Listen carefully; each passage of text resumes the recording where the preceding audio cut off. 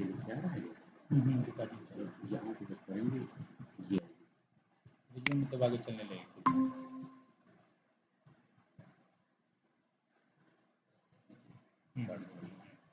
आज की कक्षा प्रारंभ करते हैं। जो आपका सेकेंड पेपर है 4th यूनिट में, जो पहला टॉपिक है वो है कंसेप्ट ऑफ हेल्थ और दूसरा टॉपिक है स्वास्थ्य। तीसरा है concept of health and disease in yogic perspective.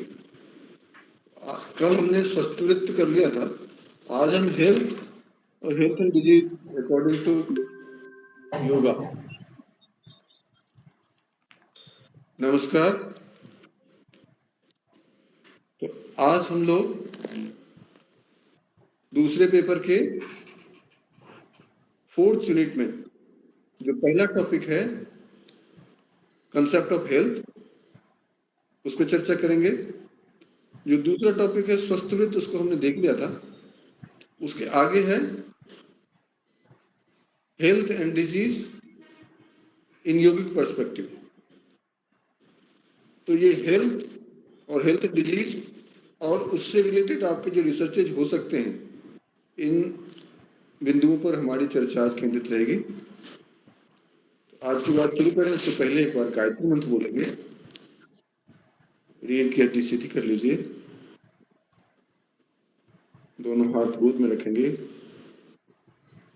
शरीर स्थिर, मन शांत, आंखें बंद, चेतना भ्रूमध्य में, उगते हुए सूर्य का ध्यान।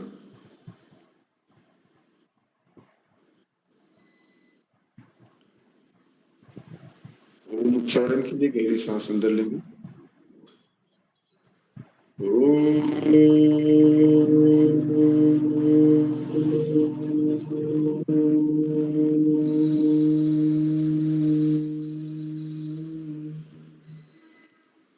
ओम भूर्भुवस्सुः तत्सवितुर्वरेण्यं भर्गो देवस्य धीमहि धियो यो नः प्रचोदयात्।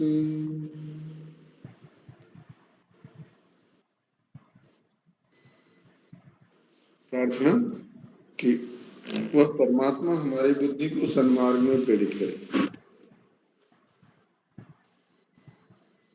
बात करते हैं हेल्थ की।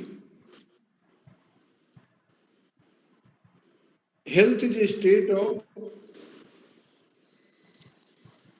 Physical, mental, social and spiritual well-being, not merely the absence of any disease and infirmity. ये WHO का कंसेप्ट है। स्वास्थ्य क्या है? एक ऐसी स्थिति जिसमें हमारी शारीरिक, मानसिक, आध्यात्मिक और सामाजिक समृद्धता दिखाई दे। महत्वपूर्ण बिंदु जुड़ी हुई है वो ये कि not merely the absence of any disease and infirmity. Generally क्या होता है कि हम किसी व्यक्ति को कहते हैं कि भाई योग किया करो, तो सबसे पहले बोलते हैं अरे मैं क्यों योग करूं, मैं कौन सा बीमार हूं। मतलब ये है कि योग उसको करना चाहिए जो बीमार है। ऐसा नहीं है। फिर यहाँ पे जो कंसेप्ट है वो ये कहता है कि यदि आप बीमार नहीं हैं, चीज नहीं है और कोई इन्फेक्शन नहीं है, इन्फर्म नहीं है, इतने से हम नहीं मान लेंगे कि आप स्वस्थ हैं। हो सकता है मॉडर्न मेडिसिन के जो इक्विपमेंट्स हैं, जो टूल्स हैं, जो हमारे डिफरेंट पैरामीटर्स को मेजर करते हैं, है ना, क्या बेसिक चीजें हम लोग देखते हैं, क्या ऑक्सीजन देखते हैं, रेस्पिरेशन रेट देखते हैं, ब्लड प्रेशर देखते हैं। थोड़ा और आगे जाते हैं तो फिर ब्लड शुगर चेक करते हैं, कोलेस्ट्रॉल देखते हैं, हो सकता है कि ये सब पैरामीटर्स पे, फिजियोलॉजिकल कंडीशंस पे आप फिट हो, फिजिकली फिट हो, लेकिन इसका मतलब डॉक्टर या जो भी आपका डायग्नोस करने वाला है वो कह देगा आपको कोई बीमारी नहीं है, कहेगा कि नहीं कहेगा? क्योंकि जो टूल्स हैं, जो डिफरेंट टूल्स बने हुए हैं, वो हमारी बीमारियों को हो सकता है कि चेक न कर पा रहे, या फिर दूसरे कभी कभार हमें सर्दी, खांसी, बुखार, हल्की फुल्की बीमारियां हो जाती हैं एलर्जेंट्स, इन्फेक्टेंट्स की वजह से। तो हमारा जो इम्यून सिस्टम है वो, उसमें हमारा ESR लेवल कम हो जाता है। इसमें हमारा इन्फेक्शन, बॉडी का इन्फेक्शन जो है वो हो सकता है कि वो भी ठीक हो। ये जो डिफिनीशन है वो ये कहता है कि केवल किसी रोग का नहीं होना, हो सकता है कि आप शारीरिक रूप से बीमार ना हो, केवल किसी इन्फेक्शन का नहीं होना, किसी एलर्जेंट को आपके शरीर को प्रभावित ना करना, ये स्वास्थ्य की सीमा नहीं है, ये स्वास्थ्य की परिभाषा नहीं है। अपने आप को आप इतने में ही स्वस्थ नहीं कर सकते, ठीक है ना? फिर ये दूसरी लाइन हालांकि पहले होनी चाहिए, लेकिन पहली लाइन जो कहती है health is a state of complete physical, mental, social and spiritual wellbeing, not merely the any absence of any disease and infirmity. तो किसी रोग या बीमारी या इन्फेक्शन का ना होना हमारे स्वास्थ्य की निशानी नहीं है, बल्कि स्वास्थ्य की निशानी किसको कहते हैं कि जब हम फिजिकली, मेंटली, स्पिरिचुअली और सोशली संतुलित अवस्था में। क्यों? क्योंकि हो सकता है कि आप, जैसा कि हमने कहा, फिजिकली आप फिट हो, जितने भी दादागिरी करने वाले लोग हैं, हाँ?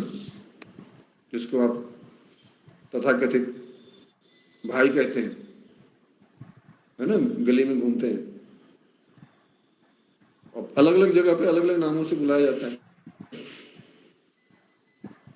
तो वो फिजिकली तो फिट होते हैं ना, लेकिन क्या आप उसको स्वस्थ कहेंगे? फिजिकली भले फिट हो सकते हैं लेकिन कंप्लीट फिट नहीं है। यदि वो कंप्लीट फिट होते तो ऐसी असामाजिक गतिविधियों में लिप्त नहीं होते, ठीक है ना? तो कई सारे आपको शारीरिक रूप से स्वस्थ व्यक्ति मानसिक रूप से बीमार हो सकते मिलेंगे। अच्छा, हो सकता है कि शारीरिक और मानसिक दोनों ही ठीक हो, लेकिन कई ऐसे लोग हैं जो अनसोशल होते हैं, और साइकोलॉजी कहती है कि ये अनसोशल लोग ही एंटी सोशल एक्टिविटीज में भाग लेते हैं। अनसोशल क्या? जिसको कि न समाज से कोई लेना देना है, न समाज का उससे कोई लेना देना है, समाज में कोई सहयोग नहीं, पड़ोस में कौन रह रहा है, पड़ोसी की क्या समस्या है, उसे कोई लेना देना नहीं। वो अपने काम से बाहर निकले, काम करके वापस आए, कुंडा बंद, पड़ोस में आग लगे, उसे मतलब नहीं। ये क्या है? ये सामाजिक रूप से स्वस्थ व्यक्ति की परिभाषा नहीं है। आजकल लोग खूब कहते हैं, मतलब बहुत ही कॉमन हो गया है कि यदि समाज में आप रहते हैं और आपको थोड़ी डिग्निटी मेंटेन करनी है तो आजू बाजू वाले से बात नहीं करते। क्यों? वो हमारे लेवल का नहीं है। तो ऐसी मानसिकता क्या है? ऐसी मानसिकता हमें हमारे मानसिक रूप से बीमार होने को परिलक्षित करती है। जो व्यक्ति सामाजिक होगा, इसका मतलब वो भावनात्मक रूप से ऊंचा उठा हुआ व्यक्ति, उसे भावनाएं हैं, वो किसी के दुख में दुखी होता है, किसी के सुख में खुश होता है। और जो अनसोशल व्यक्ति हैं उनको बगल वाले से कोई लेना देना नहीं। तो वर्ल्ड हेल्थ ऑर्गेनाइजेशन की जो ये डेफिनेशन है, जिसमें कहा गया है कि health is a state of physical, mental, social and spiritual wellbeing, उसमें ये स्पष्ट किया गया है, उसको यदि व्याख्या करें, कि आप शारीरिक रूप से स्वस्थ हों, मानसिक रूप से स्वस्थ हों, इतना ही नहीं, आपको सामाजिक रूप से भी स्वस्थ होना चाहिए। और इसके ऊपर एक और पॉइंट जुड़ा हुआ है, वो है स्पिरिचुअल। जितने भी सामाजिक कार्यकर्ता हैं बहुत सोशल होते ही नहीं होते। आपके दुख में सबसे पहले वही आते हैं, जो भी, क्योंकि उनको आने वाले दिन में वोट मांगना है, या अपने नेता के लिए वोट मांगना है, या स्वार्थ भाई बस ही सही, लेकिन वो आपके सुख दुख में शामिल होते हैं। लेकिन या हो सकता है वोट मांगने वाले ना भी हों, केवल अपना रिकॉग्निशन ही चाह रहे हों, समाज में लोग हमें इज्जत सम्मान से देखें। लेकिन ऐसे व्यक्ति के अंदर अहंकार बढ़ जाता है, और वो हमने उसका ये करा दिया, हमने उसका वैसा करा दिया, हम तो ये इतने, हमारी तो यहाँ पहुंचान, हमारी वो काम, वो ये आध्यात्मिकता की कमी बतलाता है।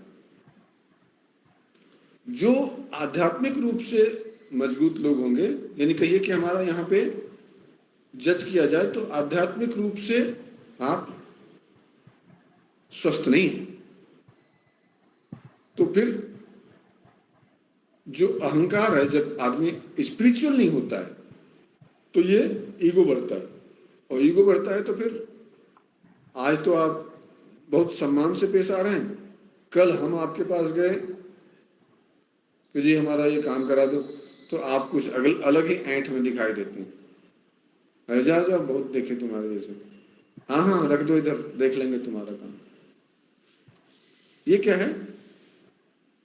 अब आप सोशल होते हुए भी व्यावहारिक नहीं है, है ना? तो ये जो चौथा बिंदु है आध्यात्मिकता का, वो महत्वपूर्ण है। जो आध्यात्मिक व्यक्ति होता है उसके भीतर संवेदना होती है,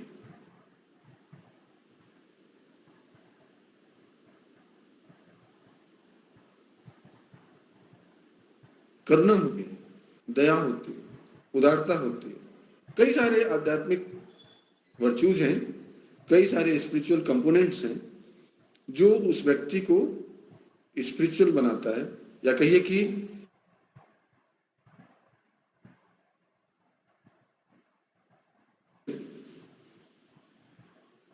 या यदि हम कंप्लीट हेल्दी हैं तो हमारे शारीरिक सौष्ठवता के साथ साथ, मानसिक संतुलन के साथ साथ, सामाजिक समरसता के साथ साथ आध्यात्मिक प्रवृत्ति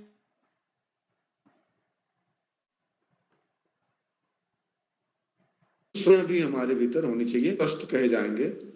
केवल हमारे शरीर में बीमारियों का ना होना स्वास्थ्य के लक्षण नहीं है, ठीक है ना?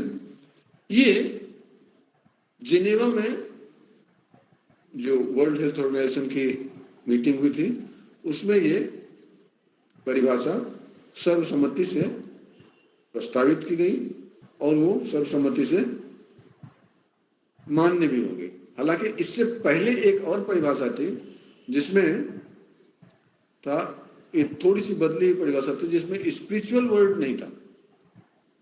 Health is a dynamic state of physical, mental and social wellbeing, उसमें स्पिरिचुअल वर्ड नहीं था। लास्ट जो कन्वेंशन हुआ जेनेवा में, उसमें WHO ने इसे स्पिरिचुअल वर्ड को एक्सेप्ट किया, और एक्सेप्ट ही नहीं किया बल्कि उसको सब प्रपोज भी कर दिया और वो सब जगह फर्दर फ्लरिश भी हो गया। अब यदि हम वर्ल्ड हेल्थ ऑर्गेनाइजेशन की परिभाषा को ध्यान में देखें तो अब देखते हैं कि ये परिभाषा भी हमारी जो परिभाषा है आयुर्वेद में दी गई पुरानी, उसकी तुलना में अभी भी थोड़ी कमजोर है। आप सब योग के छात्र हैं और आपको पता होगा कि आयुर्वेद कैसे परिभाषित करता है स्वास्थ्य को। समदोषः समाग्निश्च समधातु मलक्रिय प्रसन्नात्मा इंद्रिय मन स्वस्थ इत्यभिधीयते।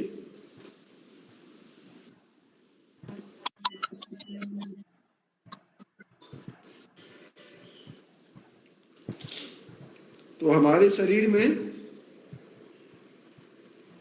वात पित्त कफ 3 तरह के दोष होते हैं। ये तीनों दोष साम्यावस्था में होना चाहिए।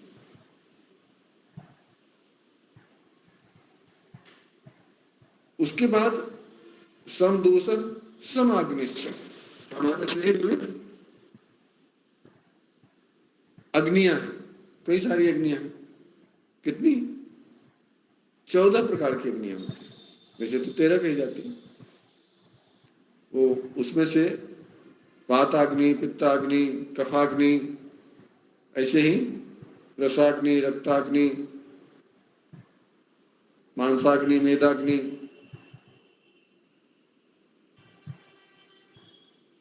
और इसी तरह से जितने हमारे दोष धातु और मल है, उन 13 तरह की अग्नियां होगी। और 14वीं है जठराग्नि। तो ये सभी अग्नियां साम्यावस्था में, मुख्य रूप से जठराग्नि। जठराग्नि सही रहेगी तो भोजन अच्छे से पचेगा और जो रस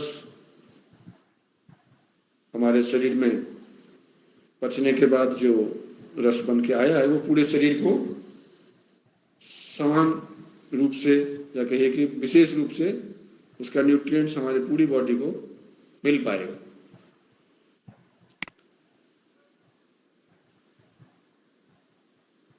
तो जठराग्नि का प्रबल होना, स्वस्थ होना जरूरी है। सम दोष समाग्निश्च, तो तीनों दोष साम्यावस्था में हो, न वात भरा हुआ हो, न पित्त भरा हुआ हो, न कफ भरा हुआ हो। कभी भी कोई एक चीज दूषित होगा तो उससे संबंधित बीमारियां होंगी, होंगी कि नहीं होंगी? जैसे कफ बढ़ेगा तो हमें कफ से संबंधित दोष होंगे, दमा होगा, श्वास से संबंधित बीमारियां होंगी। पित्त बढ़ेगा तो हाइपरटेंशन होगा, हाइपर एसिडिटी होगी, स्किन एलर्जी होगी। यदि वात बढ़ेगा तो जॉइंट्स पेन होंगे, कमर दर्द होगा, गर्दन दर्द होगा, गैस की समस्या होगी। तो वात पित्त कफ तीनों साम्यावस्था में हो, सभी अग्नियां साम्यावस्था में हो, सातों धातु साम्यावस्था में हो। रस, रक्त, मांस, मेद, अस्थि, मज्जा और शुक्र, ये 7 धातु हैं। रस हमारे शरीर में डिफरेंट जो हॉर्मोन्स हैं या डिफरेंट जो एंजाइम्स हैं, जो हमारा म्यूकस है, लार है, ये सारे रस है। रक्त तो आप समझते हैं, ब्लड।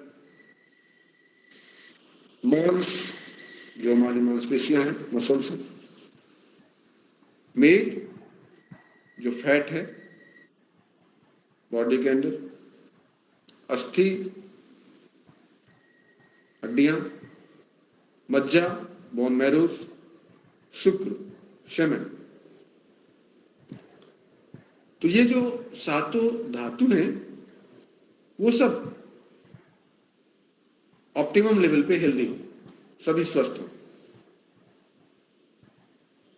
तो क्या क्या हो गया? समदोष, समाग्निश्च, समधातु, मल क्रिया। मल, 3 तरह के मल होते हैं, श्वेत, मूत्र और पुरीस। आप कहेंगे कि इसका होना जरूरी है क्या, और ये कैसे हमारे स्वास्थ्य को निर्धारित करते हैं? हमारे बॉडी में पसीने का होना जरूरी है। कई लोगों को ज्यादा पसीना बहता है, तो जिनके ज्यादा पसीना बहता है उनके चेहरे पे झुर्रियां जल्दी आती हैं। इसीलिए महिलाएं खूब सारा मेकअप करती हैं ताकि पसीना न निकले। करती ही नहीं करती हैं, और उससे स्किन जो है अंदर से फर्म रहता है। हालांकि डिफरेंट जो केमिकल्स आजकल आ गए हैं उसके साइड इफेक्ट भी हैं, पर यदि नेचुरल चीजें जो हैं, प्राकृतिक चीजें हैं, वो यदि यूज की जाए तो उसमें कुछ भी गलत नहीं है। तो पसीना हमारे शरीर में निकलना भी चाहिए और बहुत ज्यादा भी नहीं निकलना चाहिए। तो इसलिए फॉर्म कंडीशन में अपने स्किन को बनाए रखने के लिए पसीने का संतुलित होना बहुत जरूरी है। अब आप कहेंगे कि वो तो ठीक है, पसीना तो मान लिया, मूत्र भी वैसा ही है। यदि हमारे शरीर से ज्यादातर पानी निकलता रहेगा, पानी को मेंटेन भी तो करना होता है। एक सेल, कल जैसे कि हमने चर्चा की थी, हर सेल के अंदर साइटोप्लाज्म में 90% वाटर है। हर सेल को वाटर चाहिए, तो शरीर में पानी का होना जरूरी है। यदि हम यूरिनेट कर देंगे ज्यादा से ज्यादा तो दिक्कत हो जाएगी। इसलिए आप देखते हैं कि कभी कभी गर्मियों के दिन में जब भी आप हॉस्पिटल जाते हैं, कहते हैं इसको जल्दी सलाइन चढ़ाओ, ग्लूकोज चढ़ाओ, पानी मेंटेन करना। तो न उसको रोक के रखना चाहिए और न उसको फ्रिक्वेंटली थ्रो करना चाहिए, संतुलित होना चाहिए। अच्छा सर, उसके बाद तीसरा मल तो बहुत बेकार चीज है, उसको तो बाहर नहीं। ऐसा देखा गया है, ऑब्जर्व किया गया है कि जो कॉन्स्टिपेशन के पेशेंट हैं उनकी तुलना में जो डायरिया के पेशेंट हैं वो जल्दी मरते हैं, उनकी आयु कम होती है। वजह क्या है? ये जो हमारा इंटेस्टाइन है या रेक्टम है, उसके इनर सरफेस को जो फर्मनेस मिलती है, जो सपोर्ट मिलता है, वो उसके अंदर के जो हम बॉडी में खाते हैं, यहाँ से अंदर जाता है बोलस के रूप में, और वो स्टमक में काइम के रूप में कन्वर्ट होता है, और वो जो काइम है वो इंटेस्टाइन में फ्लो करता रहता है। तो उस इंटेस्टाइन की अपनी एक विड्थ है ना। आप देखिए कि जैसे टायर है गाड़ी में, तो गाड़ी के अंदर टायर में यदि हवा कम होगी तो टायर पिचक जाएगा ना, और ऐसे टायर को, मतलब पिचके हुए टायर को आप ज्यादा देर तक गाड़ी में नहीं चला सकते, ज्यादा घिसता है। उसी तरह से जो इंटेस्टाइन है उसके अंदर एक लेवल पे जो हमारा काइम बना हुआ है वो उसको फर्मनेस प्रदान करता है। तो उसके भीतर के सरफेस को एक सपोर्ट चाहिए, जो कि उसके भीतर से गुजरने वाले जो वेस्ट प्रोडक्ट्स हैं, जिसको कि हम मल कहते हैं, उसके इनर वॉल में कनेक्ट होना बहुत जरूरी है। अदरवाइज क्या होगा? अदरवाइज ये आते आपस में चिपक जाएंगे।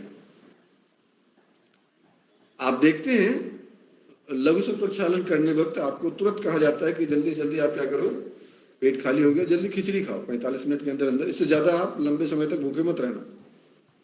और खिचड़ी इसलिए खिलाते हैं ताकि वो जल्दी से डाइजेस्ट होकर इंटेस्टाइन में पहुंच जाए, क्योंकि इंटेस्टाइन को हमने खाली कर दिया। तो वो जो इनर सरफेस है उसमें एक सपोर्ट तुरंत चाहिए, वरना आते आपस में चिपक जाएंगे और फिर वो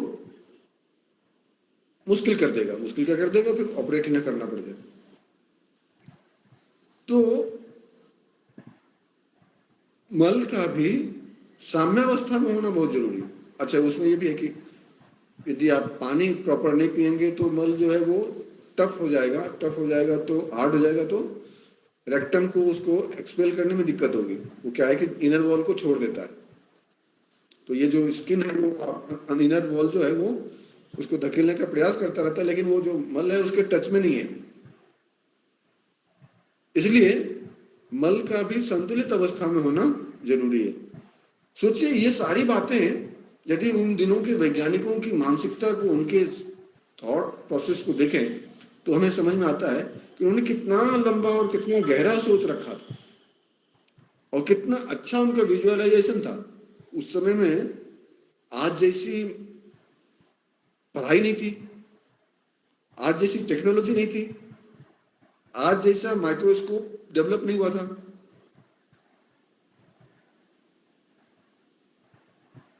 लेकिन फिर भी उन्होंने सब स्टडी कर रखी थी कि ये चीजें हमारे शरीर में हमारे स्वास्थ्य को बनाने में कैसे एक महत्वपूर्ण भूमिका निभाती हैं। तो उन्होंने कब, आज से लगभग 5000 साल पहले आयुर्वेदिक ग्रंथों में इसकी चर्चा हो रखी है। क्या? समदूषण, समाग्निश्च, सम धातु, सातों धातुएं साम्यावस्था में, सम धातु मलक क्रिया, मल भी साम्यावस्था में। आप सोचिए कि हर कंपोनेंट का ऑप्टिमम लेवल पे होना कितना जरूरी है। अच्छा, ये तो हो गई फिजिकल बॉडी की बात, क्योंकि बॉडी किससे बना है? दोष धातु मल मूलम ही शरीरम। 3 तरह के दोष, 7 तरह के धातु और 3 तरह के मल, इससे हमारा शरीर बना है।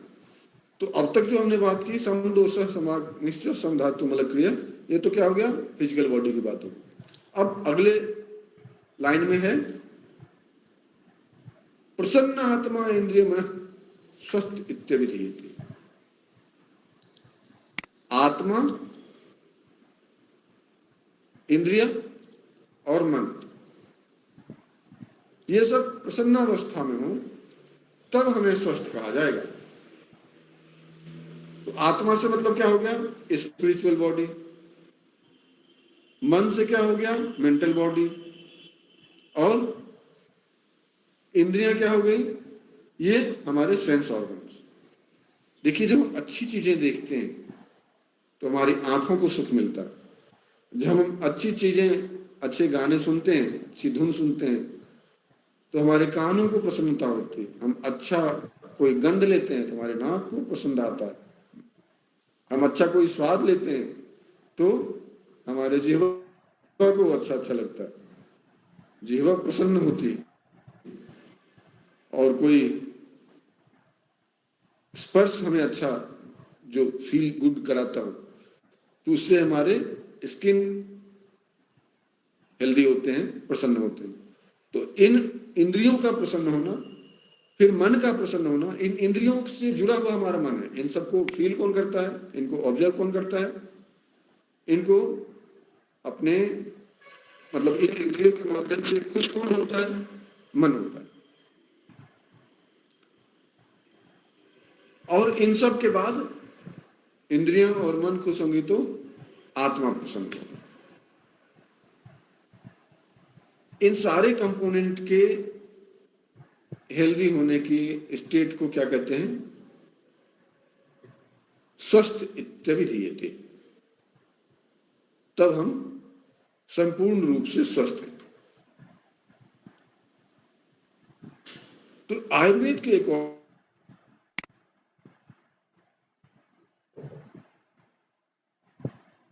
बहुत ज्यादा भिन्न तो नहीं है, लेकिन जो भिन्नता है वो अपने आप में बहुत ही स्ट्रांग मैसेज देता है। तो ये दो परिभाषाएं जो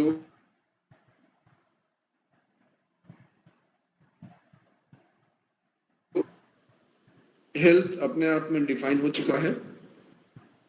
और इससे संबंधित कोई सवाल हो तो आप माइक ऑन करके पूछ भी सकते हैं, अदरवाइज हम concept of health and disease पे चलेंगे।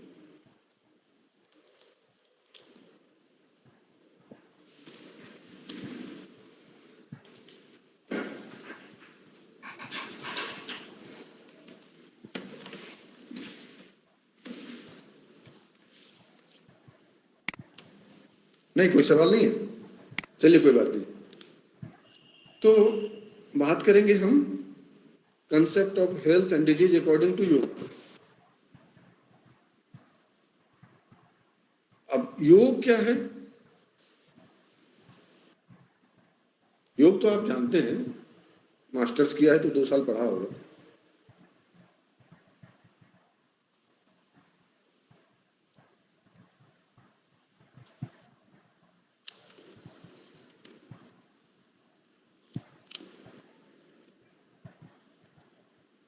योगस चित्त वृत्ति निरोधा,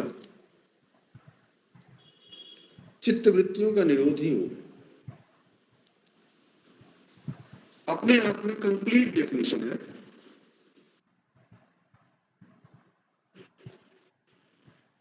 कुछ भी एक्सप्लेन करने की आवश्यकता नहीं होगी, मुझे लगता है।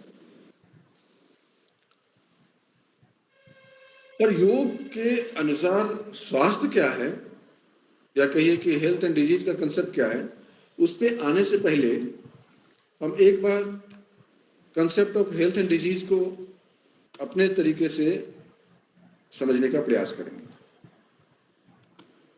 देखिए, जो डिजीज है, डिजीज क्या है? डिस ईज, जब हम इजी महसूस नहीं करते। डिसऑर्डर क्या है? जब कोई भी चीज अपने ऑर्डर में ना हो, ऑर्डर में ना हो।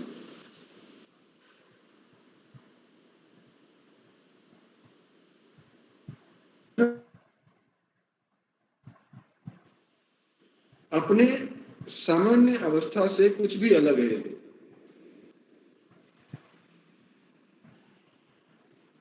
तो वो क्या कहलाएगा? डिजीज कहलाएगा।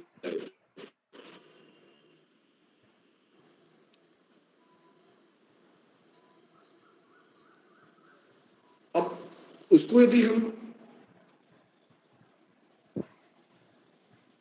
योग के परिप्रेक्ष्य में देखना चाहेंगे, प्राकृतिक चिकित्सा के परिप्रेक्ष्य में देखना चाहेंगे, आयुर्वेद के परिप्रेक्ष्य में देखना चाहेंगे, तो थोड़ा सा अपना नजरिया बदलना पड़ेगा।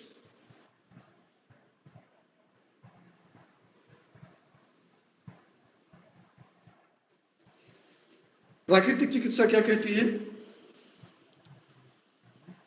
प्राकृतिक चिकित्सा तो ये कहती है कि बीमारियां दोस्त हैं, दुश्मन है ही नहीं। सुना होगा ना? सभी बीमारियां एक ही हैं, सबका इलाज भी एक ही है। सुना होगा ना? बड़े अजीब अजीब सिद्धांत हैं। अजीब नहीं है, बड़े ही सरल और तार्किक सिद्धांत। उनका कहना है कि शरीर में यदि कोई विषाक्त तत्वों का समावेश हो जाता है, बेसिकली डिजीज है क्या, तो हमारे शरीर में एक्यूमुलेशन ऑफ वेस्ट, विषाक्त तत्वों का यदि एक्यूमुलेशन हो गया, एक जगह पे जमा हो गया, तो वो क्या है? वही बीमारी है और कुछ नहीं है। तो बीमारी का मतलब क्या हो गया? एक्यूमुलेशन ऑफ वेस्ट, यानी दूषित द्रव्यों का समावेश। आयुर्वेद क्या कहता है? आयुर्वेद में कहा गया कि शरीर में जहां कहीं भी पेन है, उसका मतलब समझिए कि वहां पे वात है।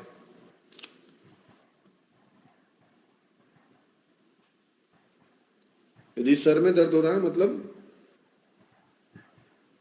वात ट्रेवल करके वहां चला गया। घुटने में दर्द है तो मतलब घुटने में पेन वो आ गया।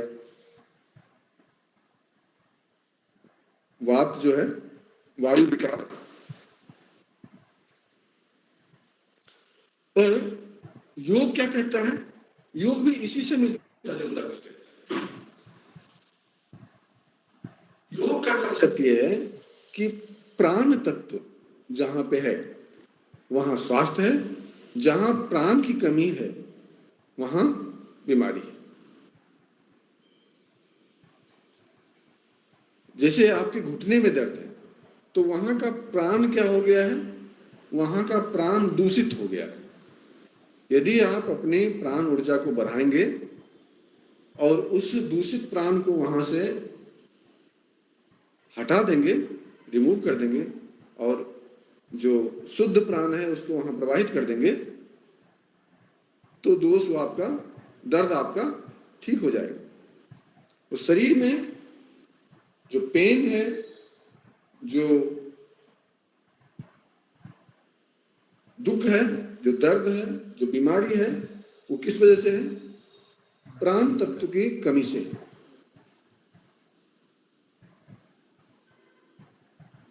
और सुख क्या है?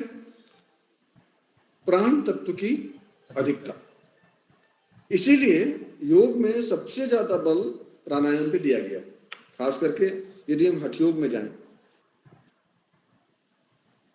हठ योग का कंसेप्ट क्या है? हठ योग का सबसे महत्वपूर्ण अभ्यास प्राणायाम है। प्राणायाम से पहले के जो अभ्यास हैं, षटकर्म है और आसन है, वो किस लिए है? ताकि हम प्राणायाम कर सकें। शरीर पहले स्वच्छ होगा, फिर मांसपेशियां या कहिए कि जो हमारा शरीर है वो सबल होगा और तब हम प्राणायाम के योग्य होंगे। तो प्राणायाम के पहले के जो अभ्यास हैं वो किस लिए हैं? वो प्री प्राणायाम प्रैक्टिस है, षटकर्म हो या आसन। अच्छा, प्राणायाम के बाद के जो अभ्यास हैं, मुद्रा या बंध, वो किस लिए हैं? प्राणायाम के सहयोगी अभ्यास है। प्राण को जब हम विस्तार कर रहे हैं तो वो प्राण हमारे शरीर के अंदर लॉक होके रहे, वो इधर उधर डाइवर्ट ना हो। इसीलिए हम ठुड्डी को यहां लगाते हैं, मूलबंध लगाते हैं, है ना, जालंधर बंध लगाते हैं और विभिन्न मुद्राएं करते हैं ताकि प्राण जो है इसी में प्रवाहित हो, वो बर्बाद न जाए। हठ योग के अभ्यास में प्राणायाम को इसीलिए प्रमुखता दी गई कि इससे हम अपने प्राण तत्व की वृद्धि करते हैं, प्राण का आयाम करते हैं, प्राण का विस्तार करते हैं।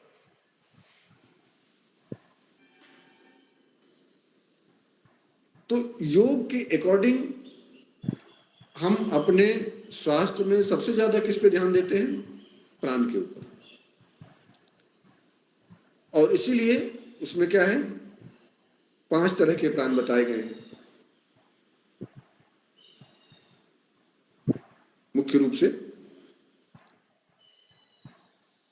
ज्ञान, उदान, प्राण, समान, अपान। व्यायाम जो है पूरी बॉडी में है। उदान सर में, हाथ में और पैर में। प्राण छाती के आसपास, ऊर्ध्वमुखी है। समान नाभि के आसपास, वो क्षैतिज है। और अपान नाभि के नीचे, वो अधोमुखी है।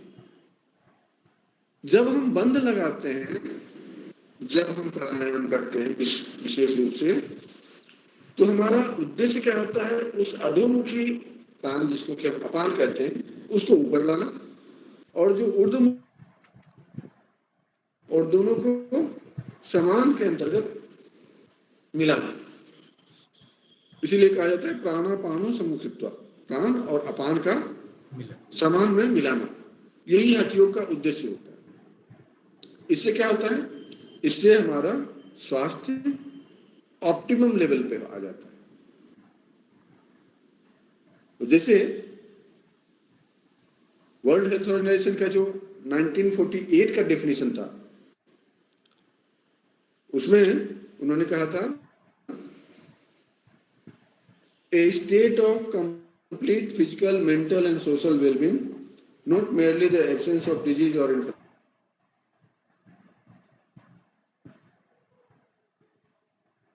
तो जिनेवा कन्वेंशन के बाद आया, उसमें उन्होंने एक वर्ड जोड़ा, क्या, 1998 में, उसमें एक जोड़ा उन्होंने डायनामिक स्टेट ऑफ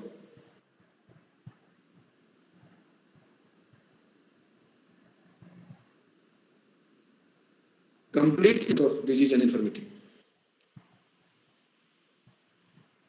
तो इसके अकॉर्डिंग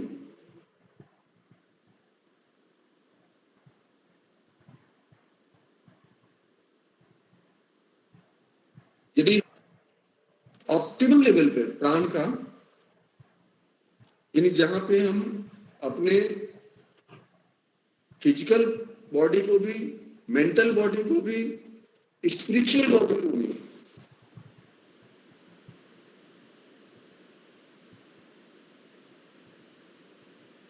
योग, हम जो बंद मुद्रा और बंध लगाते हैं, इसे फिजियोलॉजिकली तो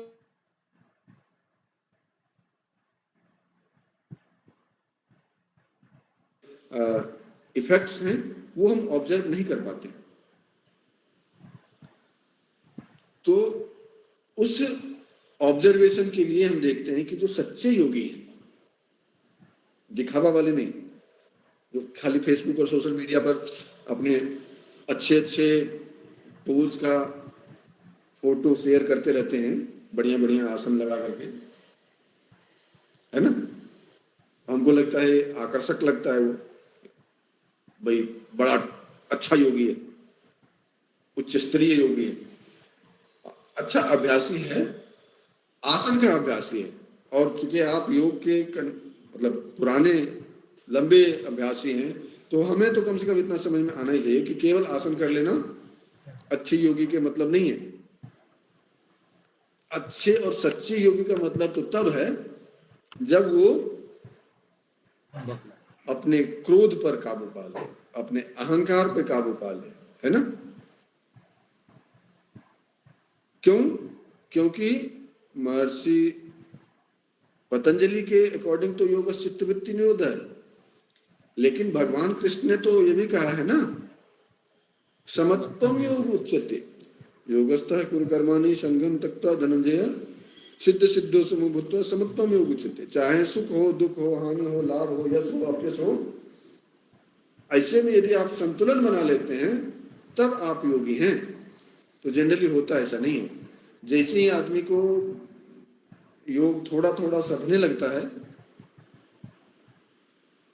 मतलब ये है कि उसने बढ़िया प्रैक्टिस कर ली, बढ़िया थोड़ा आसन वासन लगने लगता है, तो फिर वो अपने आप को अखिल विश्व योग गुरु कहना शुरू कर देता है। देखा होगा कई सारे अपने साथियों का स्टेटस देखा होगा, अखिल भारतीय योग गुरु, विश्व योग गुरु, और योग गुरु तो खैर बहुत ही हो जाते हैं, अंतरराष्ट्रीय योग गुरु। तो वो हमें उनको समझाना चाहिए कि भाई तुम योग गुरु नहीं हो, तुम आसन गुरु हो। योग गुरु तो तुम बनोगे जब तुम योग जानोगे। तुमने तो जितना पढ़ा वो सब भुला दिया। अध्ययन तुमने किया ही है ना, आपके जितना ही अध्ययन किया है, मास्टर्स किया है, वो ये सारे थ्योरी उन्हें पढ़ रखे हैं, लेकिन वो सब एक किनारे रख दिया। अब क्या किया, अब थोड़े बाल बढ़ाए और थोड़ा बॉडी का शेप बनाया, जिम भी जाते हैं,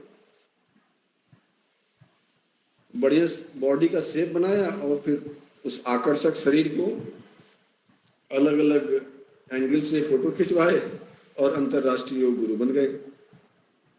पर यदि हम रियल सेंस में योग को देखें तो उसके अंदर ये कंपोनेंट कौन कौन से, जहां पे उनके अंदर दृढ़ता हो, स्थिरता हो, नियंत्रण हो, है ना, समरसता हो, साम्यता, संतुलन हो, और क्रोध, अहंकार, मोह, लोभ जैसे नेगेटिविटी ना हो, ईर्ष्या, द्वेष। ये तब आता है जब हम योग सच्चित अर्थों में अभ्यास में लाते हैं। तो एक हेल्दी मनुष्य का लक्षण क्या है? एक हेल्दी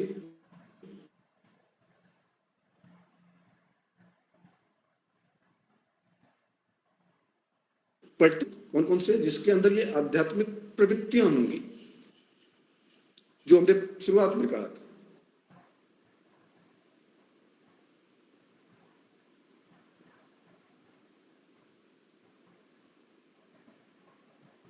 प्रेम, सज्जनता, आर्द्रता आजकल देखने में बहुत कम मिलता है, या कहिए कि ढूंढे नहीं मिलता। एक एक गुण कहीं कहीं मिल जाते हैं, पर गुण कम, दिखावा ज्यादा होता है। अकॉर्डिंग टू यू, हेल्थ का कंसेप्ट यही है कि हम प्राणिक स्तर पर, प्राण के स्तर पर बॉडी हमारी कृशकाय हो, न भीमकाय हो और न बहुत ज्यादा दुर्बल हो। कृशकाय मतलब जो, जिसको कहते हैं ना टफ बॉडी, दुबली पतली लेकिन अंदर से मजबूत, फिजिकली कृशकाय, और मेंटली बैलेंस्ड हो, कभी भी उसको क्रोध ना आए, उद्विग्नता ना आए, लोभ, मोह, अहंकार ना आए, और प्राणिकली, प्राण के स्तर पे ऑप्टिमम लेवल पे प्राण हो, ऐसा प्राण जो दूर से दिखाई दे। आप देखते हैं देवी देवताओं के चित्र जो देखते हैं उसमें ऑरा दिखता है, वो ऑरा तो चित्रकारों ने बनाया है, वो चित्रकार का अपना कंसेप्ट नहीं है, वो चित्रकार का विजुअलाइजेशन है।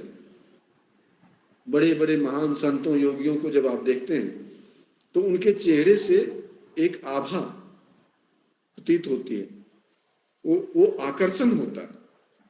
जो रियल योगी होगा, जो सचमुच आध्यात्मिक गतिविधियां रोज कुछ न कुछ करता हो, उसका चेहरा बहुत सुंदर ना होते हुए भी आकर्षक होता है, जिसको हम कहते हैं मैग्नेटिक पर्सनालिटी। उसकी बातों में, उसकी बातें सुनना अच्छा लगता है, उसके साथ बैठना अच्छा लगता है, उनके विचारों में अपने आप को, उनके विचारों को फॉलो करना अच्छा लगता है। उनकी वाणी में एक वजन होता है, जिससे कि वो न कि केवल सामने वाले व्यक्ति को, बल्कि कभी कभी पूरे पूरे सामाजिक ढांचे को बदलने का मादा रखते हैं। आप उदाहरण के लिए स्वामी विवेकानंद को देख लीजिए, कृशकाय शरीर, आकर्षक व्यक्तित्व, वाणी में प्रखरता, है ना। तो हम आदर्श यदि हेल्थ के मामले में देखना चाहें, योग के मामले में देखना चाहें, तो ऐसे आदर्श योगियों का व्यक्तित्व जब हम देखते हैं तो उससे हमारा पूरा हेल्थ का कंसेप्ट जो है वो क्लियर हो जाता है। तो एज पर योग हेल्थ क्या है? हेल्थ है शारीरिक, मानसिक, आध्यात्मिक और प्राणिक स्तर पर, विशेष रूप से प्राण के स्तर पर हमारा उत्कृष्ट स्तर पर होना। और रोग क्या है? इस प्राण की कमी, प्राण तत्व की कमी हमें रोगी बना देता है। आप देख लो, किसी भी व्यक्ति को, बीमार व्यक्ति को आप देखोगे तो उससे आपका बात करने का मन नहीं करता है। उसको दूर से ही देख के उसके अंदर, उसके चेहरे के माध्यम से, उसके शरीर के, या कहिए कि उसके हाव भाव से वो नेगेटिविटी दिखती है, उसका एनर्जी लेवल डाउन होता है। अच्छा, ऐसे लोगों का भी एनर्जी लेवल डाउन होता है जो नेगेटिविटी से भरे होते हैं, जो ईर्ष्या द्वेष से भरे होते हैं, जो इधर की उधर लगाते हैं, जो चुगली करते हैं, है ना। जो समाज में नेगेटिविटी फैलाते हैं, ऐसे लोगों का भी जो ऑरा है वो कमजोर होता है, और जो आध्यात्मिक गतिविधियां करते हैं उनका जो ऑरा है वो परफेक्ट होता है। वो क्या है? बस प्राण तत्व है। वही प्राण है जो वहां पे दूषित प्राण है जो रोगों को उत्पन्न कर रहा है, और वही प्राण है जो स्वच्छ प्राण है, शुद्ध प्राण है। प्राण तत्व यदि है तो वो आपको न केवल शारीरिक रूप से बल्कि मानसिक और आध्यात्मिक रूप से भी मजबूत बना रहा है। तो यदि हेल्थ के कंसेप्ट को देखें तो फिजियोलॉजिकली हमारे बॉडी के 5 कंपोनेंट्स हैं फिजिकल हेल्थ के, और उसमें से हम यदि अब ये कंसेप्ट को छोड़ दें, उस हेल्थ एंड डिजीज के मॉडर्न कंसेप्ट पे आ जाएं, तो फिजिकल हेल्थ के 5 कंपोनेंट, जिसमें से हम क्या क्या मेजर करते हैं। सबसे पहले हम मेजर करते हैं कार्डियोवास्कुलर फिटनेस, दूसरा रेस्पिरेटरी फिटनेस, तीसरा मसल्स स्ट्रेंथ, चौथा बॉडी कंपोजिशन, और 5वां फ्लेक्सिबिलिटी। मॉडर्न मेडिसिन के अनुसार, मॉडर्न साइंस के अनुसार फिजिकल हेल्थ के 5 कंपोनेंट हैं। पहला कार्डियोवास्कुलर फिटनेस, यानी हमारा हार्ट का और आर्टरीज एंड वेन्स का फिटनेस जो है वो फिजिकल हेल्थ का पहला कंपोनेंट।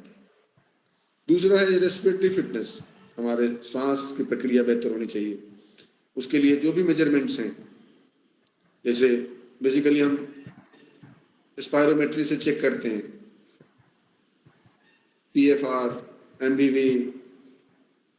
FVC, है ना। तो ये चीजें जो मेजर करने लायक चीज हैं उनको हम फिजिकल फिटनेस के अंतर्गत देखते हैं। तीसरा है मसल स्ट्रेंथ, जो आप फिजिकल एजुकेशन डिपार्टमेंट में जाएंगे तो वहां पे मसल स्ट्रेंथ देखी जाती है, खिलाड़ियों का देखा जाता है। और चौथा है फ्लेक्सिबिलिटी, और 5वां है बॉडी कंपोजिशन। ये सारी चीजें हम लोग लैब में टेस्ट कर सकते हैं। अब बात करेंगे मेंटल हेल्थ की। मेंटल हेल्थ के लिए 6 कंपोनेंट। पहला है एडिक्वेट कांटेक्ट विथ रियलिटी।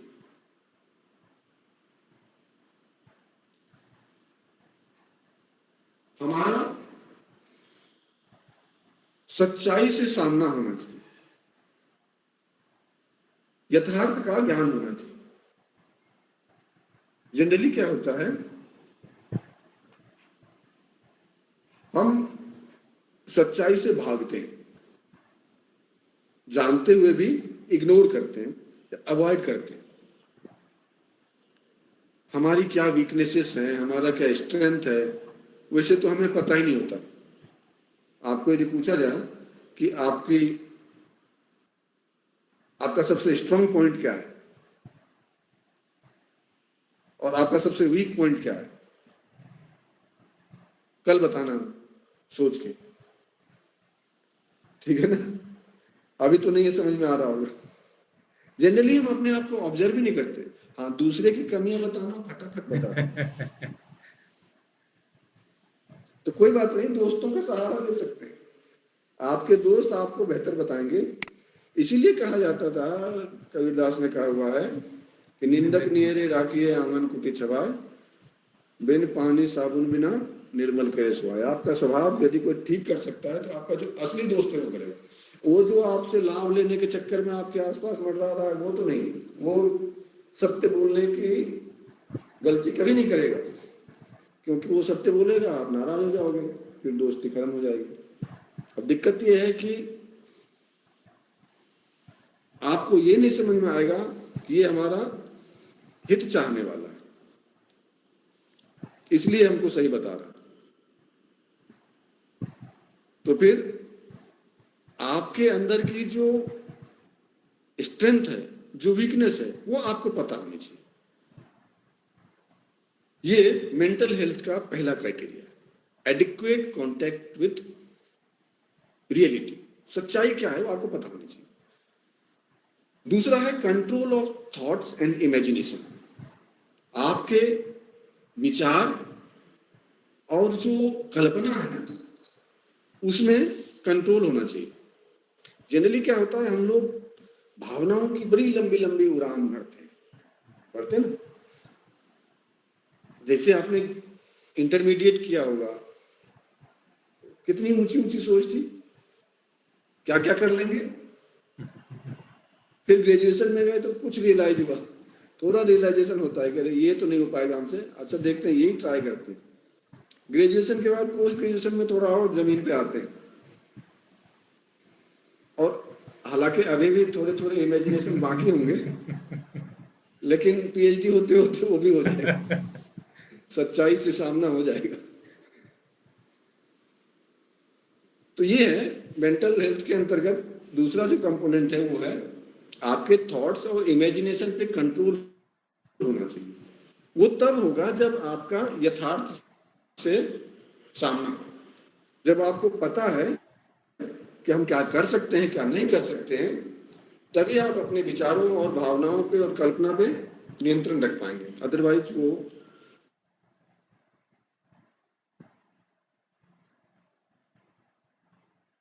नहीं होगा। तीसरा है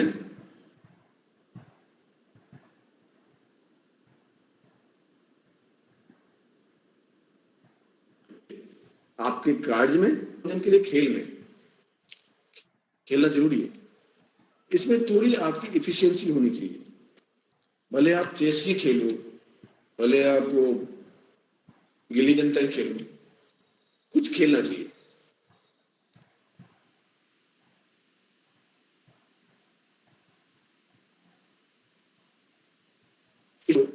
पैमाना है, इससे खेलने से क्या जीतते हैं? रोज नहीं जीतते, रोज नहीं हारते, कभी हारते कभी जीतते हैं। तो इससे क्या है कि हमें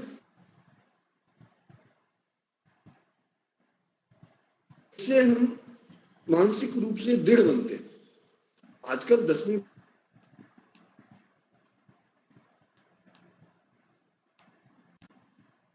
कर लेते हैं, क्यों? क्योंकि आज तक उनका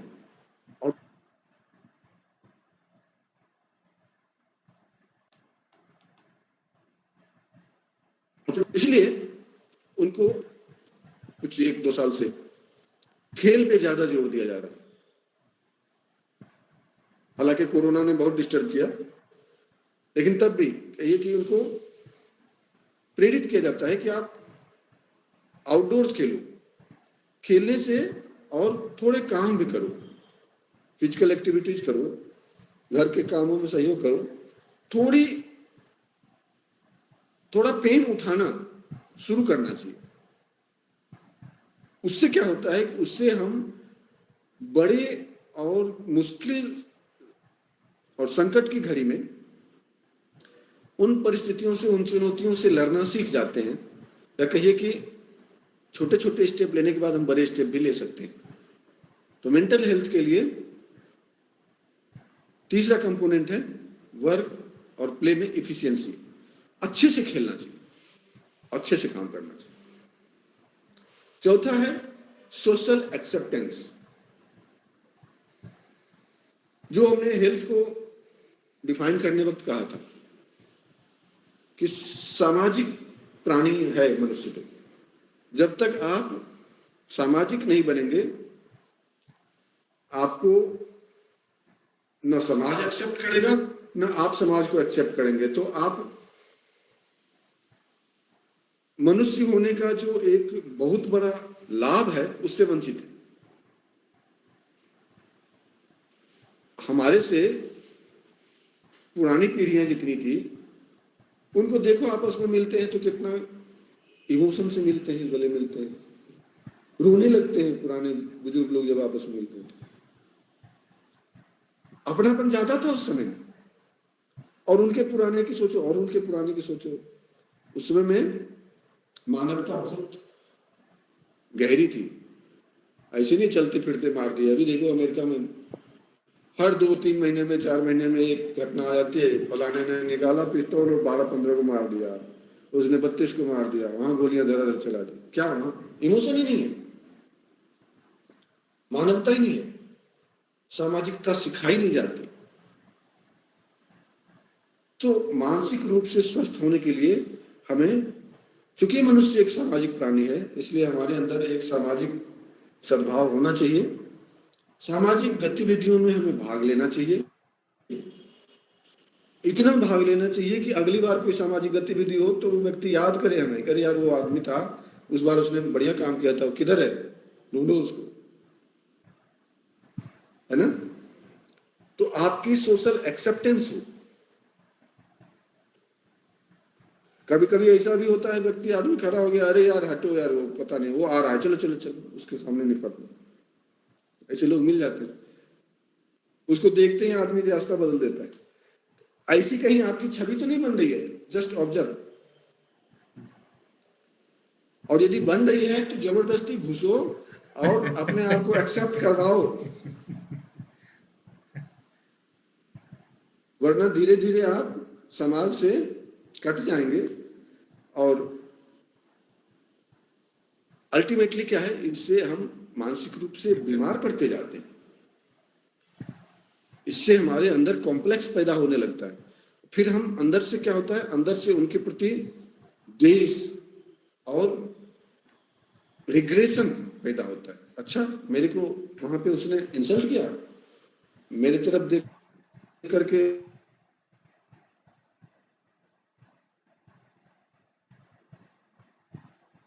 तो रिग्रेशन और गिल्ट और इस तरह के जो नेगेटिव इमोशंस हैं वो यहीं से डेवलप होते हैं, और डेवलप होते होते फिर मानसिक बीमारी तक पहुंच जाते हैं।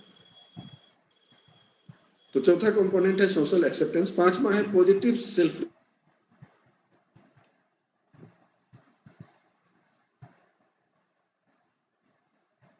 Self respect. और ईगो में एक बहुत ही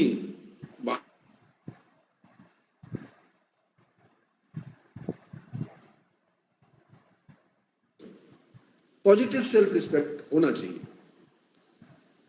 ऐसा भी नहीं कि कोई हमारे ऊपर रोज ही व्यंग कर रहा है, फप्ती कस रहा है और हम जो है करके।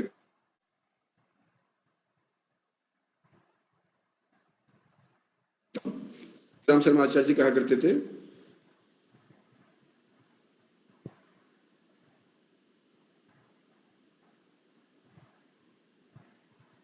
सबसे महत्वपूर्ण प्राणी, हमसे महत्वपूर्ण व्यक्ति तो ये है कि अपना महत्व बनाइए, अपना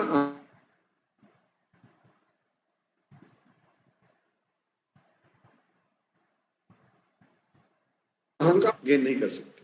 और अंतिम है हेल्दी इमोशनल लाइफ।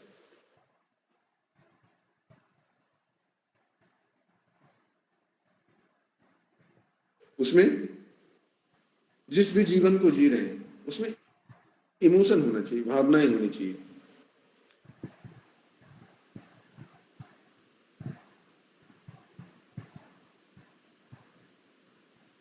घर में, वर्क प्लेस पे दूसरों के प्रति संवेदना। और ऐसा नहीं कि दूसरे हमारे प्रति संवेदना व्यक्त करें और हम संवेदना दिखाएं ना।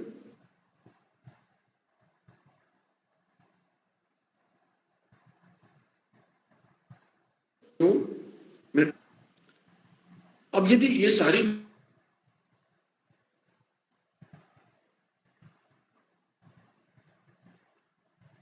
प्लानिंग और स्पिरिचुअल लेवल पे क्या क्या करें, हमारे कई सारे और कंपोनेंट हैं और क्राइटेरियाज हैं।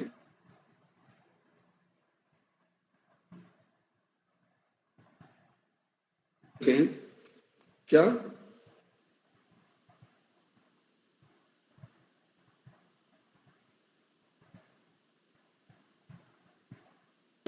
स्पिरिचुअल हेल्थ की आप करोगे तो आपको ये सारी चीजें मिलेंगी। स्पिरिचुअल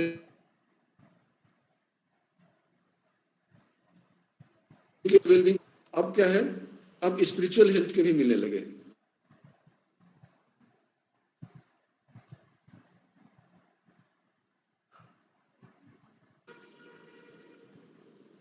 सॉरी, ये तो फिजिकल का हो गया, कार्डियक वाला। जो फिजिकल और मेंटल हेल्थ के कंपोनेंट्स हो जाएंगे, तो फिर आपको स्पिरिचुअल हेल्थ के कंपोनेंट्स, आपको उसके क्वेश्चनर्स अवेलेबल हैं, उसको आप देखिए, जिसमें हमने कहा था प्रेम, दया, करुणा, क्षमा, सहिष्णुता, उदारता, नैतिकता, सज्जनता और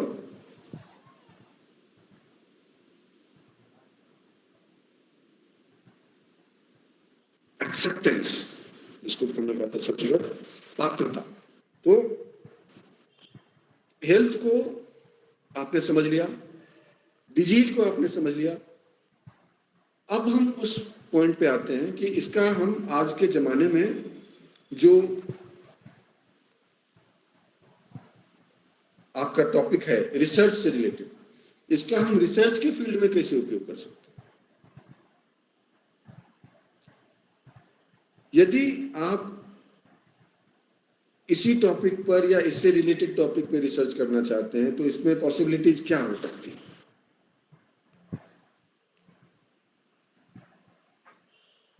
तो दो या तीन एरियाज में आप वर्क कर सकते हैं।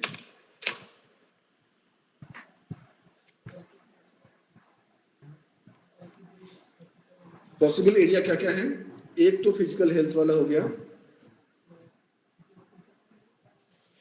जिसमें सामान्य जनों के फिजिकल फिटनेस की आप बात कर सकते हैं और वो कितना हेल्दी है। तो जितने पैरामीटर्स हमने बताए, मूल रूप से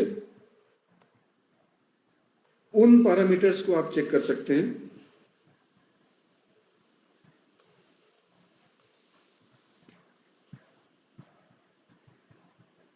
जैसे पहले हमने बताई थी कार्डियोवास्कुलर एक्टिविटीज, उसमें हमने पल्स देख लिया, हार्ट रेट देख लिया, ब्लड प्रेशर देख लिया, है ना, कार्डियक आउटपुट देख लिया, हार्ट रेट वेरिएबिलिटी, एचआरवी कहते हैं। ये कुछ ऐसे कॉमन पैरामीटर्स हैं जो आसानी से आप मेजर कर सकते हैं, इसमें खर्चे कम आएंगे, है ना। क्योंकि आप जब भी कोई पैरामीटर लेंगे, तो यदि आप एसआरएफ या जेआरएफ हो, तो आपको यदि फंड मिल रहा है तब तो कोई दिक्कत नहीं है, आप लगा सकते हो। वरना कई सारे और कार्डियोवास्कुलर एक्टिविटीज को मेजर करने वाले, जैसे कार्डियोग्राम है, एंजियोग्राम है, या जो डिफरेंट हम टेस्ट करवाते हैं, उन सबको मेजर किया जा सकता है।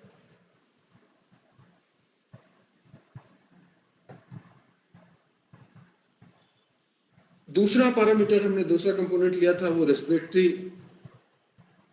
एरियाज में। तो आप उसमें आप पहले तो रेस्पिरेशन रेट देख सकते हैं, स्पायरोमेट्री से FVC, MVV, force vital capacity, maximum ventilation volume, और PEFR, peak expiratory flow rate. ये कुछ 3-4 ऐसे पैरामीटर्स हैं जिसको कि आप मेजर कर सकते हैं। एक बार रिपीट करिए please. PEFR, peak expiratory flow rate, peak expiratory flow rate, PEFR, MVV, maximum ventilation volume, FVC, force vital capacity. थोड़ा तो इस पे हमारा एक वेबसाइट है indianyoga.org, है ना, इस पे आपको बहुत सारे रिसर्च पेपर्स मिल जाएंगे। ये जर्नल है, international journal of yoga and life sciences, योग पे बेस्ड रिसर्चेज आपको यहाँ पे मिलेंगे। तो इसमें आप यदि जाएंगे, हमारे कई सारे रिसर्च इसमें पब्लिश भी हैं, उसमें आप देखेंगे तो आपको ये पैरामीटर्स बहुत सारे मिल जाएंगे, कई सारे मिल जाएंगे, तो इसमें ऑलरेडी वर्क हो रखा। तो एक हेल्दी पर्सन का ये कुछ पैरामीटर हम लोग मेजर कर सकते हैं, चेक कर सकते हैं। और उसके अलावा मसल्स स्ट्रेंथ, मांसपेशियां कितनी मजबूत हैं, और बॉडी में फ्लेक्सिबिलिटी कितनी है, इन पैरामीटर्स को आप लोग आसानी से चेक कर सकते हैं। जॉइंट्स कितना फ्लेक्सिबल है, ये सारे मेजरमेंट आपको उपलब्ध है।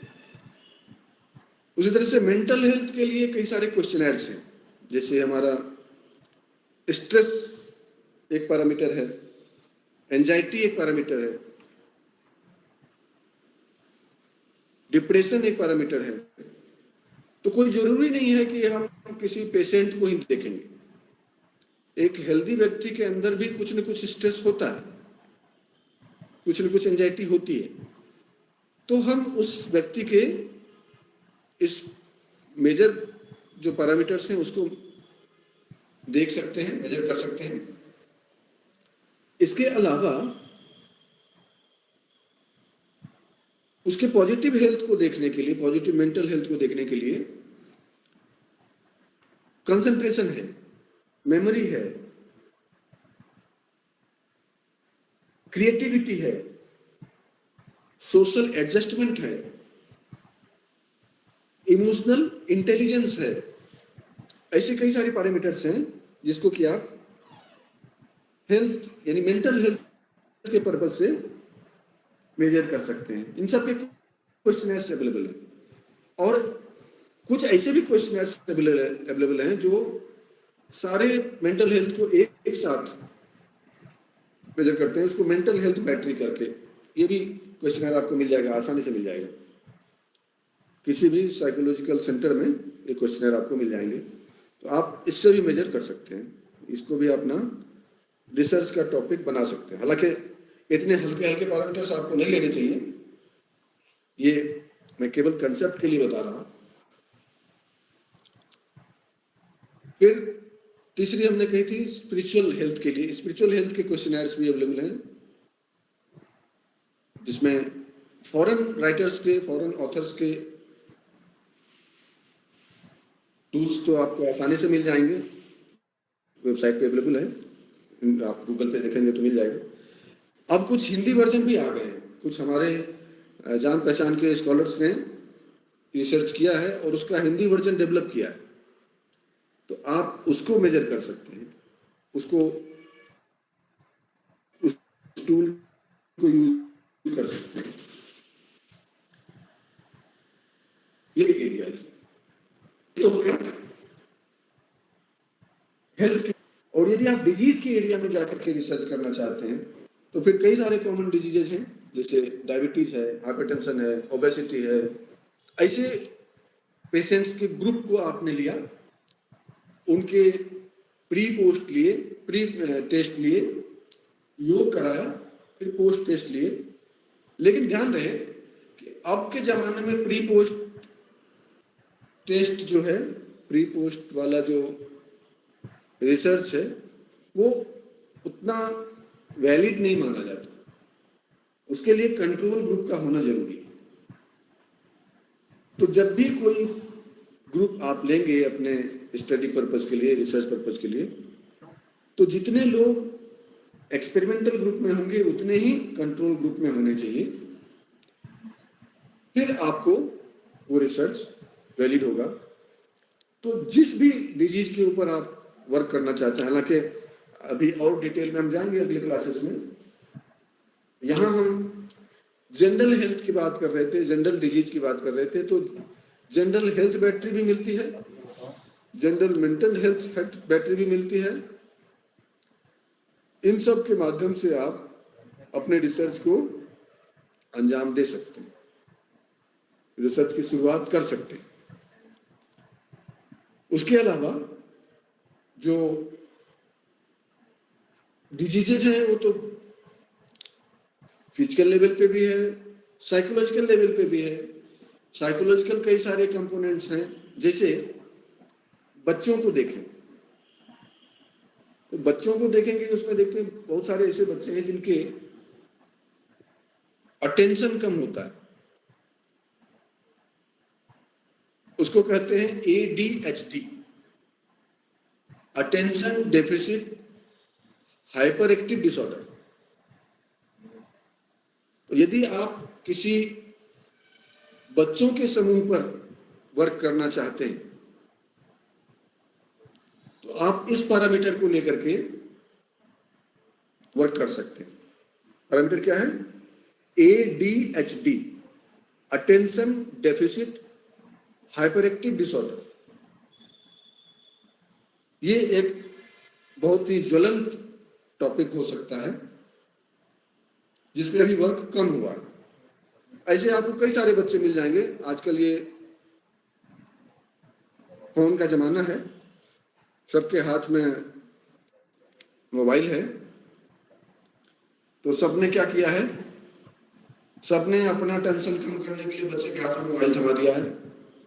और बच्चे क्या हो गए हैं, बच्चे उसी का शिकार हो गए। उसकी वजह से वो क्या है, उनके हाथ में वो खिलौना लग गया, जल्दी जल्दी जल्दी जल्दी चलने वाला। अब उसको सब कुछ जल्दी चाहिए और वो 1 मिनट के अंदर 10 एक्टिविटी करता है, इधर गिराता है उधर पढ़ाता है। मतलब कुछ उसको समझाओ तो सुनने का प्रयास कम करता है, उसके समझ में भी कम आता है। क्यों? अटेंशन डेफिसिट, अटेंशन की कमी है और हाइपर एक्टिव होता है। ऐसे बच्चों की भरमार है, जहां ढूंढेंगे वहां मिल जाएंगे। इन बच्चों के ऊपर योगाभ्यास का प्रभाव खूब अच्छा देखा जा सकता है। कुछ छोटे मोटे रिसर्च वर्क हुए भी हैं, रिसर्च पेपर छपे भी हैं। इस एरिया में आप वर्क कर सकते हैं। इसके ऊपर भी मेजरमेंट टूल्स खुद डेवलप कर सकते हैं या जो डेवलप टूल्स हैं उनको यूज कर सकते हैं। दूसरा है अभी जो ज्वलंत, बहुत ही ज्वलंत है, वो है PTSD, post traumatic stress disorder. आजकल जैसे युद्ध होते हैं, महामारियां हुई, कई सारे लोगों को कई सारे त्रासदियों का सामना करना पड़ता है, बाढ़ आता है, भूकंप आता है, तो इसमें काफी सारे जान माल की हानि होती है। तो जो खास करके हमारे उत्तराखंड में आए तो हर साल यहाँ पे जो है बादल फट जाता है, गांव के गांव तबाह हो जाते हैं, वो ट्रॉमा है। या अभी रसा में यूक्रेन में युद्ध चल रहा है, कहीं कहीं युद्ध होते रहते हैं दुनिया भर में, अमेरिकी फौजें कहीं न कहीं लड़ते रहती हैं, वहां पे बहुत ज्यादा है ये समस्या। पोस्ट ट्रॉमा के बाद उनको जो स्ट्रेस होता है, उन्होंने जनहानि देखी है, बहुत सारी त्रासदी देखी है। उस त्रासदी के बाद उनको मानसिक रूप से दृढ़ होने में समय लगता है। तो उस पोस्ट ट्रॉमेटिक स्ट्रेस डिसऑर्डर पे काम हो सकता है, PTSD पे। ये एक ज्वलंत मुद्दा है और आपके लिए एक अच्छा टॉपिक हो सकता है। पॉसिबल एरियाज यदि आप देखना चाहें तो आप इनके हेल्दी लोगों के ऊपर भी कई सारे पैरामीटर्स हमने बताए, उनके ऊपर, बीमार लोगों के ऊपर, फिजिकल, फिजियोलॉजिकल, हिमेटोलॉजिकल, साइकोलॉजिकल और स्पिरिचुअल पैरामीटर्स के ऊपर वर्क कर सकते हैं, बच्चों के ऊपर कर सकते हैं, और कुछ ऐसे सोशल वर्कर्स हैं उनके सामाजिक स्वास्थ्य के मेजरमेंट कर सकते हैं।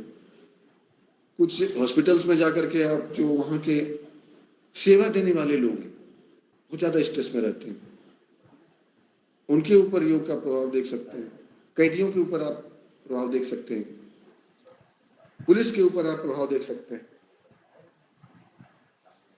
जो सो कॉल्ड हेल्दी लोग हैं, उनके ऊपर हम ये पैरामीटर्स चेक कर सकते हैं। ये सारे पॉसिबल एरियाज हैं, इस पे हम आगे भी चर्चा करते रहेंगे, जिसमें से हमने 2-3 जो आपको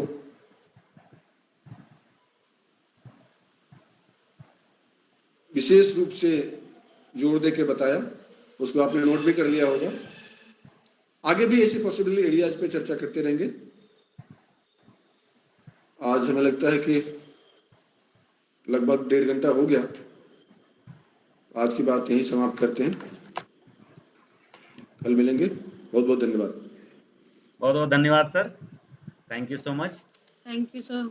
ठीक है सर, कल हम लोग फिर से धन्यवाद जी। 3 बजे कल फिर जुड़ जाएंगे। आपका माइक म्यूट है शायद, कुछ बोल तो रहे हैं आप। मैंने ध्यान ही नहीं दिया। कह रहे हैं सर बहुत बहुत धन्यवाद, आपका मार्गदर्शन मिल रहा है, थोड़ा बहुत जो समय हो पाता है मैं भी चुपके से बैठ के किनारे सुन लेता हूँ। जी जी जी। ठीक है सर, कल हम लोग फिर सुबह इसी तरह से 3 बजे और जुड़ेंगे। हाँ हाँ हाँ, क्लास अच्छी लग रही है, बच्चों को ठीक लग रहा है? बहुत बढ़िया। हाँ जी बता रहे सर, हैं कि ठीक बिल्कुल, लग रही है, बहुत बढ़िया अच्छी। लग रही है। बाकी ये लोग सुनना चाहेंगे तो चलो मैं ठीक है, इसको ये वहाँ ड्राइव में भी रिकॉर्ड हो रही है, जो R&D में सीधे जा रही है, और मेरे पास भी रिकॉर्ड हो अच्छा रही है।